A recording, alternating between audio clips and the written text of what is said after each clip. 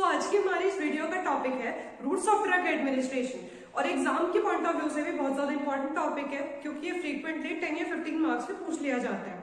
ठीक है, जो रूट होता है हमारे ड्रग एडमिनिस्ट्रेशन का, वो rate of absorption of drug को इन्फ्लुएंस करता है, इफेक्ट करता है।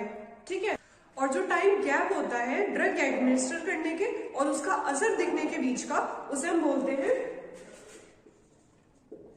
Biological lag.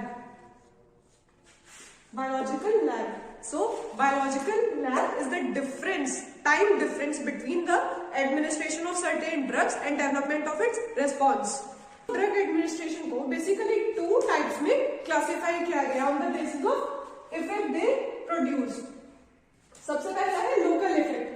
लोकल इफेक्ट क्या होता है? जब कोई ड्रग जहां पे अप्लाई हो रहा है, जिस पर्टिकुलर एरिया में वो अप्लाई हो रहा है, सिर्फ वहीं पे अपना इफेक्ट शो करेगा, राइट? और वहीं पे सिस्टमिक इफेक्ट्स होता है, मतलब ड्रग पूरी बॉडी में अपना इफेक्ट शो करता है। नाउ लोकल इफेक्ट, तो लोकल इफेक्ट के हमारे एग्जांपल्स है लाइक स्प्रे हो गया, लोशन हो गया, ऑइंटमेंट हो गया, ईयर या फिर आई की मेडिकेशंस हो गई। मतलब ये सारी मेडिकेशन जो पेशेंट के ऊपर अप्लाई की जाती है वो एक लोकल पार्ट में अपने इफेक्ट प्रोड्यूस कर पाती है। ठीक है, अब लोकल इफेक्ट भी हमारा 3 सब टाइप्स में डिवाइडेड है, transdermal route, vaginal route and inhalation route. First transdermal route. जो ट्रांसडर्मल रूट होता है उससे जो लिपिड सॉल्युबल ड्रग्स होते हैं, जब वो स्किन पे ऊपर अप्लाई किए जाते हैं तो वो स्किन से अब्सॉर्ब हो जाते हैं। इसका बेस्ट एग्जांपल है नाइट्रोग्लिसरीन इन एंजाइना पेक्टोरिस के पेन में दिया जाता है। नेक्स्ट, जो वेजाइनल रूट से जो मेडिकेशन पेशेंट्स को एडमिनिस्टर की जाती है, उसे लेने के बाद पेशेंट को एडवाइस किया जाता है कि वो थोड़ी देर तक बेड पे लाई करता रहे, इसलिए यूजुअली बेड टाइम के टाइम पर ही प्रेफर की जाती है। Next, inhalation. जो इनहेलेशन रूट होता है वो सिस्टमिक और लोकल दोनों एक्शंस को प्रोड्यूस करने के लिए यूज होता है। एग्जांपल, इस रूट से जनरल एनेस्थीसिया पेशेंट को एडमिनिस्टर किया जाता है। Next, systemic effect. Systemic effect भी हमारा 2 सब टाइप्स में डिवाइडेड है, enteral route and parenteral route. So enteral route वो होता है जिसमें हमारे डाइजेस्टिव ट्रैक्ट का इन्वॉल्वमेंट होता है, वेयरएज जो पेरेंटल रूट होता है उसमें डाइजेस्टिव ट्रैक्ट का इन्वॉल्वमेंट नहीं होता, right? It bypasses the digestive tract. तो जो हमारा एंट्रल रूट है वो भी हमारा 3 टाइप्स में डिवाइडेड है, first oral, second sublingual and third is rectal route. तो सबसे पहले अगर हम ओरल रूट की बात करें तो ओरल रूट सबसे ज्यादा कॉमनली और फ्रीक्वेंटली यूज होने वाला रूट है और ये सबसे ज्यादा सेफ रूट भी है।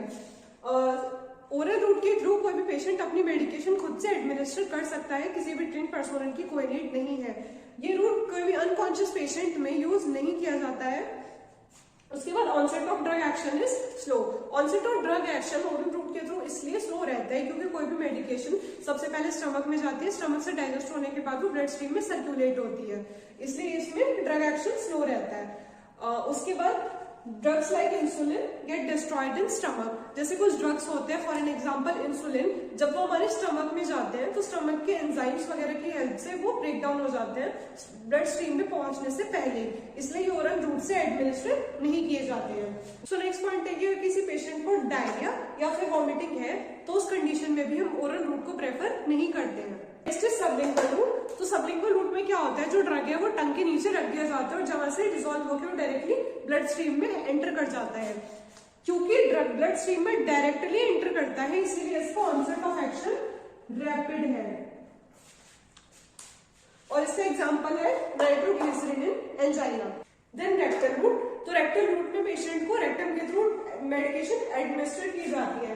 देन ये जो रूट होता है वो ओल्ड टर्मिनली पेशेंट्स में यूज हो जाता है। टर्मिनली पेशेंट्स मतलब जो पेशेंट अब सही नहीं हो सकते, क्यों नहीं हो सकते, और जो अपनी लाइफ के लास्ट स्टेज पे होते हैं। Then drug inactivation is avoided. Drug inactivation मतलब कि जैसे ओरल रूट में था कि ड्रग स्टमक में जाके एंजाइम्स के थ्रू इनएक्टिव हो रहा था, तो रेक्टल रूट में वो अवॉइड होता है।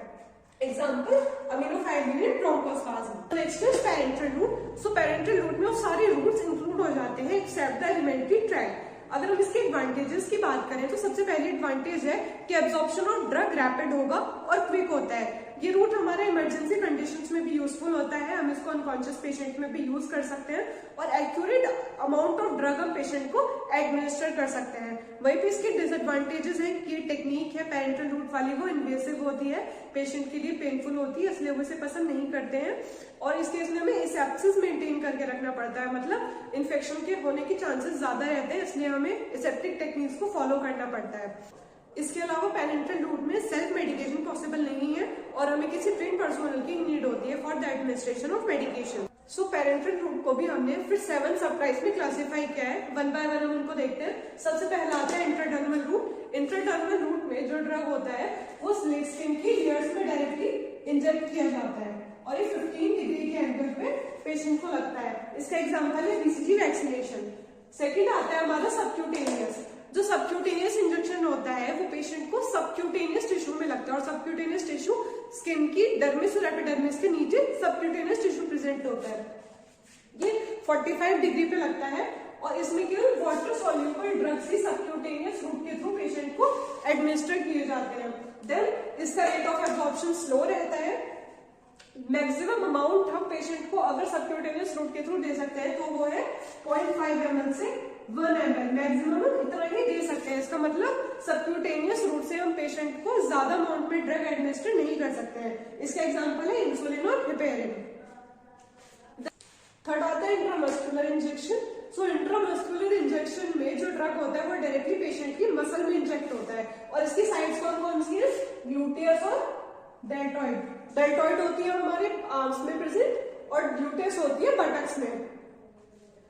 देन ये 90 डिग्री एंगल पे इंसर्ट किया जाता है।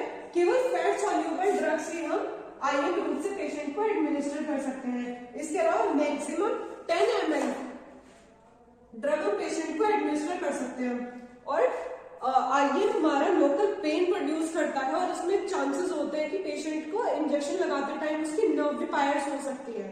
Fourth is intravenous route. Intravenous route के अंदर जो ड्रग होता है डायरेक्टली वेन के अंदर इंजेक्ट किया जाता है और ये 25 डिग्री पे पेशेंट को लगता है। इस रूट के through large amount of fluids भी पेशेंट को एडमिनिस्टर किए जाते हैं। दूसरा, ये तभी यूजफुल होता है जब इमीडिएट इफेक्ट हमें चाहिए होता है। देन इसका सबसे बड़ा डिसएडवांटेज ये है कि ड्रग का लीकेज, जैसे वेन के थ्रू अगर ड्रग लीक हो जाता है तो वो इरिटेशन कॉज कर देता है, right. Next is intra arterial route. Intra arterial route के अंदर जो ड्रग होता है डायरेक्टली आर्टरी के अंदर इंजेक्ट किया जाता है एज द नेम सजेस्ट। इसका एग्जांपल है anti cancer drugs. Sixth is intrathecal route. Intrathecal route में जो थेरेप्यूटिक सब्सटेंस होता है वो डायरेक्टली स्पाइनल कॉर्ड के सब एराक्नोइड स्पेस के अंदर जो सेरेब्रोस्पाइनल फ्लूइड प्रेजेंट होता है डायरेक्टली उसके अंदर जाके इंजेक्ट किया जाता है। For an example, antibiotics are used to treat the meningitis. So next is intraarticular route. इसके अंदर जो ड्रग होता है वो डायरेक्टली जॉइंट में इंजेक्ट कर दिया जाता है। फॉर एन एग्जांपल, गोल्ड और हाइड्रोकॉर्टिसोन यूज होते हैं र्यूमेटिक अर्थराइटिस में।